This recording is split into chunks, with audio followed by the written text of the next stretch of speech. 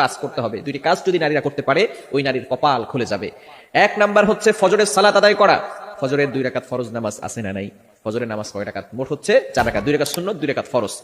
নবীজি সাল্লাল্লাহু আলাইহি সাল্লাম জানিয়ে দিয়েছেন সহিহ মুসলিম শরীফের হাদিস, যে ব্যক্তি ফজরের 2 রাকাত ফজরের নামাজ আদায় করবে, আল্লাহ পাক রব্বুল আলামিন তাকে জিম্মায় নিয়ে নেবেন। ওই ব্যক্তিকে দুনিয়ার কোনো শত্রু কোনো ক্ষতি করতে পারবে না।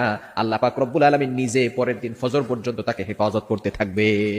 আল্লাহ পাক রব্বুল আলামিন তার জিম্মাদার হয়ে যাবেন। আমরা অনেকে সকালবেলা ঘুম থেকে উঠেই নামাজ না পড়ে ঘর ঝাড়ু দেই। ঘর ঝাড়ু দেন, তাতে কোনো আপত্তি নাই, পরিষ্কার পরিচ্ছন্ন থাকা ভালো। আত্মহুরু শাত্রুল ঈমান, পবিত্রতা হচ্ছে ঈমানের অঙ্গ।